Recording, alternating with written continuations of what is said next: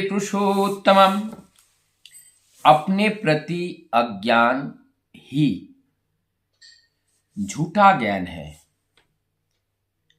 अब इस बात को थोड़ा स्पष्ट कर लेता हूं। अपने प्रति अज्ञान, अज्ञान का अर्थ हुआ कि हम असत्य को सत्य मानकर और सत्य को असत्य मानकर ये जो चल रहे हैं, इसीलिए हमने अपने आप को सत्य मान लिया और अपने आप को सत्य मानना ही ये अज्ञान का कारण है। और ये अज्ञान ही झूठा ज्ञान है। ज्ञान किसे कहते हैं? जिससे आत्मज्ञान का उदय हो वो वास्तव में ज्ञान है, और जिसमें आत्मज्ञान का बोध ना हो वो अज्ञान है। तो यहां पर इस अज्ञान को विध्वंस करने के लिए भगवान श्री कृष्ण गीता में कहते हैं, विगत जरा। अब सारी चीजें, विगत जो पीछे वाला जो कष्ट है, दुख है, उस सारे चीज को भूल जाओ, उस विगत जरा। यहां पर कहते हैं बीत शोका। अब जो शोक और जो कष्ट हमारे बीते दिनों में हुआ वो सब हमें भूल जाना है। इसमें कह रहे हैं, एकः विशुद्ध बोधः अहम इति निश्चयः अग्नि।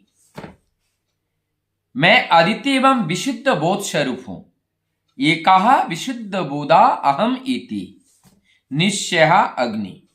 मैं विशुद्ध बोध स्वरूप हूं और इस श्रेष्ठ निश्चय की आग से, अगर ये श्रेष्ठ निश्चय हमने कर लिया कि मैं बोध स्वरूप हूं और कुछ नहीं हूं, ये बोध रूपी ज्ञान या अग्नि जब हमारे अंदर प्रज्वलित होते हैं तो हमारी अंदर की अज्ञानता जल के उसमें भस्म हो जाती है और तब हमें सुख मिलता है।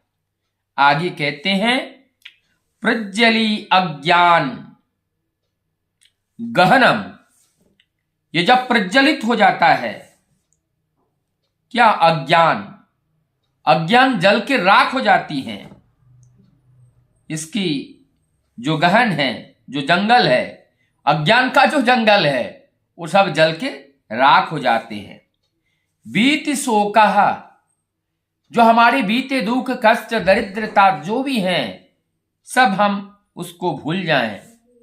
सुखी भवा, तब इससे हमारी जीवन में सुख, शांति, समृद्धि मिलेगी। परम दयाल श्री ठाकुर जी भी इसी बात को ही कहते हैं कि हमें वर्तमान में जीना सीखना चाहिए, वर्तमान को उपभोग करना चाहिए। हमें वर्तमान में परम पुरुष की जो बात है, उस बात को निष्ठा के साथ परिपालन करते हुए हमें आगे बढ़ना है। और इसी से ही हमारी जीवन का जो दुख, कष्ट, दरिद्रता है, ये सारे सब कुछ की नाश हो जाती है। तो जब बात यहां पर स्पष्ट हो गया कि हमारे अंदर अज्ञानता की अग्नि को दहन करने के लिए हमें वास्तविक सत्यता को जानना पड़ेगा। और वास्तविक सत्यता क्या है? ये आत्मज्ञान ही एकमात्र ज्ञान है और सारे ज्ञान अज्ञान है। ये बात अगर हम एक ही बार में जान जाएं तो ये वेद, पुराण, उपनिषद, गीता, भागवत, ये इतनी लाखों श्लोकों की जरूरत क्यों पड़ी? जरूरत इसलिए पड़ी क्योंकि एक ही बात को अगर हमारा मन पकड़ता है, थोड़ी देर बाद वो सोच छोड़ देगा। इसीलिए मन की खुराक के लिए एक ही बात को हजारों लाखों रूप में वर्णन किया गया, ताकि ये मन की खुराक मिल जाए और ये लाखों करोड़ों एक ही वाणी के अनंत रूप के साथ संयुक्त होकर के ये अपना समय बिताएं, ऐसे करते करते एकाग्रता को प्राप्त हो। इसीलिए इस तरह की युक्ति और इस तरह की नियुक्ति के माध्यम से हमारी जो केंद्रीकरण, जो मन का स्थिरता, मन का स्थिर होना, इसी के माध्यम से मन स्थिर किया गया है। इसके अलावा और कुछ नहीं है। तो यहां पे अज्ञानता क्या है? अहंकार। अहंकार ही सबसे अज्ञानता है। अहंकार ही हमारा मूर्खता है और अहंकार ही हमारा मृत्यु का कारण है। और अहंकार कहां से आया? अज्ञानता से आया। हम जो भी कर्म करें, जो भी चिंतन करें, हमारे इंद्रिय जिसका उपभोग करें, उनका सार तत्व स्वरूप में समझना होगा कि हमारी आत्मज्ञान की पथ पर ये कार्य कितना सहयोग है। यदि सहयोग है तो उसको नियोग करो और सहयोग नहीं है तो उसको वियोग करो। यही है भागवत तत्व और यही है परम सत्य और यही है परम दयाल श्री ठाकुर जी के एक ही निशा में लिपिबद्ध किया गया सत्यानुसरण। और उसी का सार तत्व, सार मर्म भी इसी बात को हम लोगों को बार बार संकेत दे रहे हैं। और इसके बावजूद भी इस परम सत्य को जानकर भी हम अहंकार में चूर रहे और अपने अज्ञानता स्वरूप प्रवृत्ति के दास बनकर उसी वृत्ति के अंदर हम भ्रमण करते रहे। तो हमें कौन बचा सकता है? कौन हमें रक्षा कर सकता है? और इस वाणी के माध्यम से चक्रव्यूह को भेद करने का जो परम ज्ञान है, उस परम ज्ञान को हमें मिला है।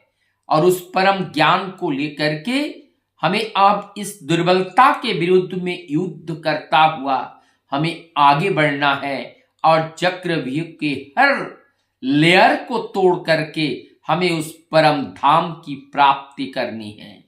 और इसी लक्ष्य में जब हम उतारते हैं तब हमारी जीवन सफल होते हैं।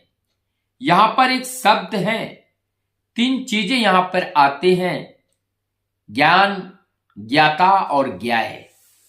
ज्ञान, ज्ञाता और ज्ञेय। ज्ञान क्या है? ज्ञान है आत्मज्ञान, स्वरूप आत्मज्ञान है। और ज्ञाता जो उस ज्ञान को अर्जित करे, और ज्ञेय जिस विषय को लेकर के, जिस विषय को लेकर के। तो यहां पर हमारा विषय क्या है? परम धाम। हमारा विषय क्या है? परम प्राप्ति। हमारा विषय क्या है? वो परम पुरुष। हमारा विषय क्या है? हमारी परमादर्श। वही हमारे जीवन केंद्र है, वही हमारा विषय है, वही हमारी सर्वस्व एवं सब कुछ है। और उन्हीं को केंद्र करके जब हम जीवन को चलाते हैं, जीवन की हर मोड़ पर आने वाली बाधाओं को तोड़कर हम जीवन को उस परम पुरुष के पथ पर चलाने में सफल हो पाते हैं।